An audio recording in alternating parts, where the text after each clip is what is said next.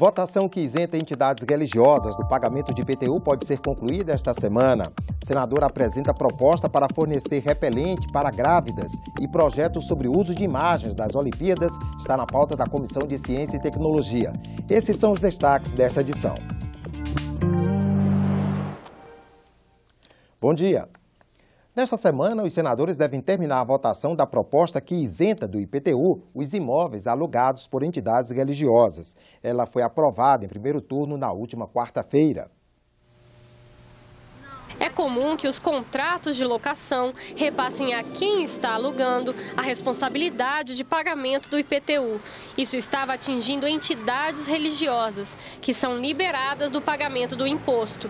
O texto, que deve ser votado em segundo turno, garante que a imunidade tributária aconteça mesmo quando a instituição não for a dona do imóvel onde realiza suas atividades. Até porque a nossa Constituição assegura a prática religiosa e reconhece a importância da atividade social desempenhada pelo exercício da religião.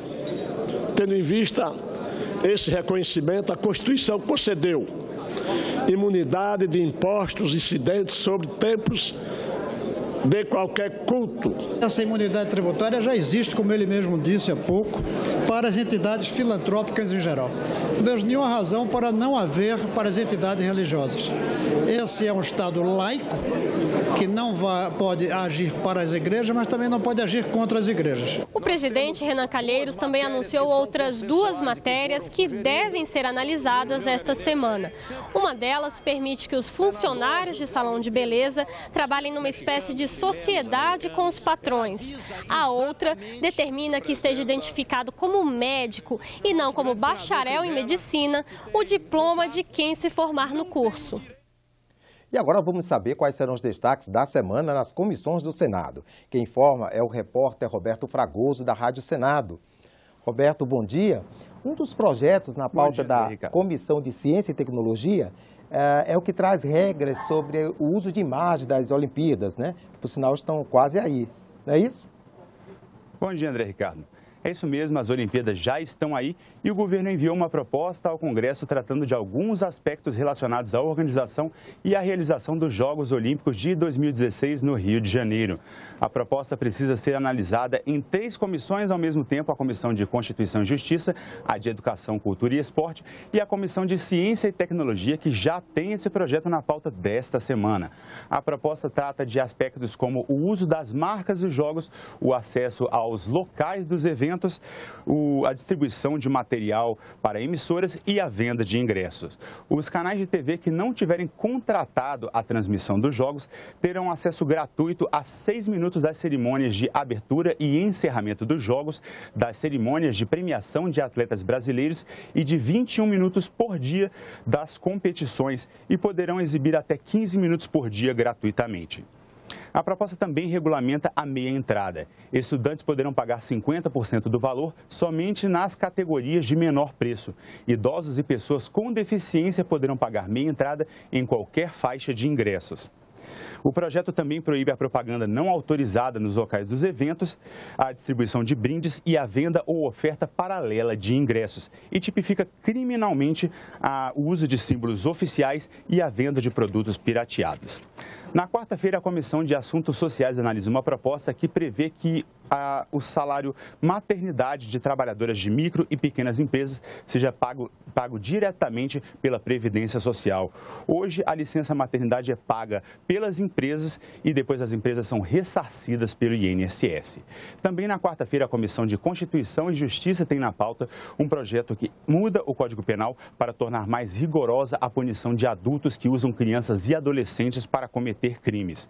O texto estabelece que responderá pelo crime praticado pelo menor de 18 anos o adulto que o coagir, induzir ou auxiliar a cometê-lo.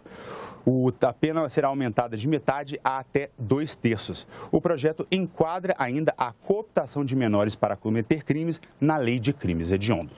André. Obrigado, Roberto. E logo mais às 11 horas haverá a sessão especial do Senado para homenagear o Dia Nacional do Demolei e os 12 anos do Supremo Conselho da Ordem Demolei para o Brasil.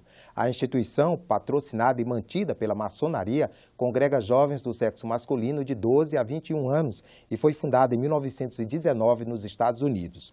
Com princípios fraternais, iniciáticos e filantrópicos, a Ordem Demolei possui mais de 8 milhões de integrantes no mundo e mais de 200 mil só no Brasil. As loterias administradas e fiscalizadas pela Caixa são os únicos jogos de azar permitidos no Brasil. Já houve um tempo em que as casas de bingo funcionaram legalmente, mas o poder público voltou atrás. Em 2007, o Congresso tentou e não conseguiu regulamentar esses jogos. A discussão está de volta ao Parlamento. A Comissão da Agenda Brasil aprovou um projeto que agora está no plenário. O projeto divide os jogos de azar em 3 categorias: jogo do bicho, bingo e videojogos. O texto também permite que os municípios tenham um cassino para cada 150 mil habitantes. A fiscalização dos lugares autorizados será feita pelos estados e pelo Distrito Federal, a não ser no caso dos cassinos, que serão vigiados pelo governo federal. Quem defende as mudanças acredita que a legalização pode trazer consequências negativas, mas que os benefícios superam os riscos. Entre os riscos e os benefícios são maiores que os riscos, né?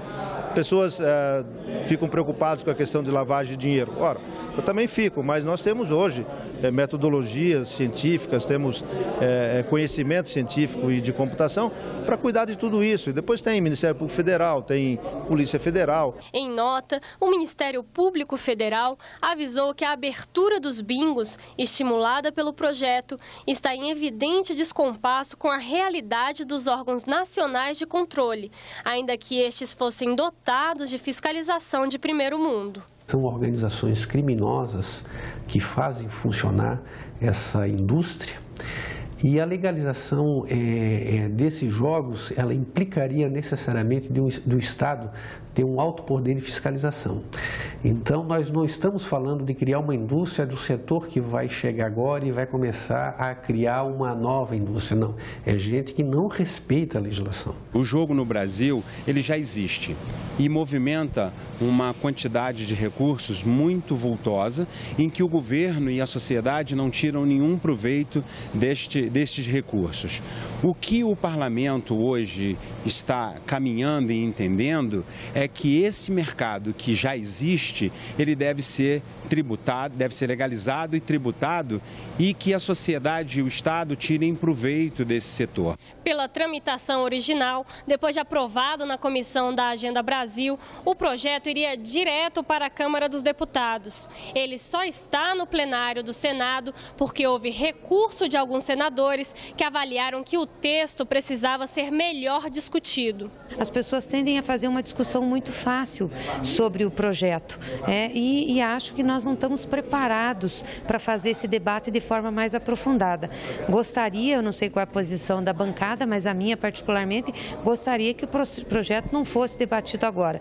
Eu penso que nós temos que trabalhar mais, ouvir mais pessoas, discutir, saber efetivamente o que acontece nos outros países. O texto determina que do dinheiro que entrar em caixa, entre 50% e 70% deve ser destinado à premiação dos apostadores. 10% será pago de imposto e a última parte, que pode variar de 20% a 30%, fica como lucro da empresa.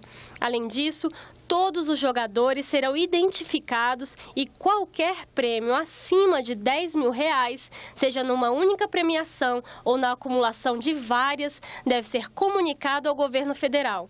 Para quem explorar jogos de azar sem autorização, a pena varia entre 3 meses e 1 ano de cadeia. Pelo projeto, a fraude nos resultados dos jogos também é crime e a pena vai de 6 meses a 2 anos de prisão.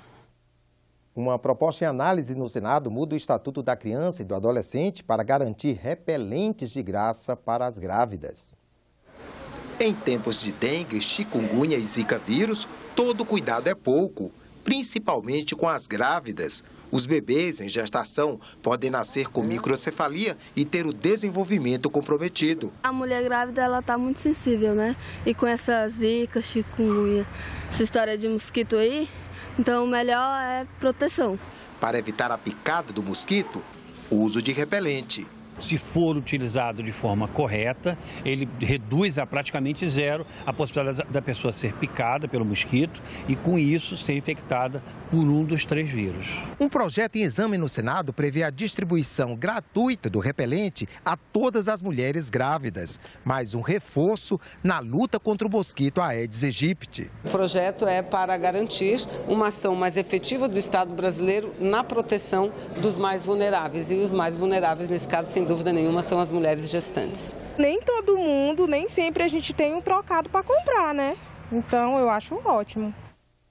Você sabe como é calculado o preço da passagem de ônibus na sua cidade?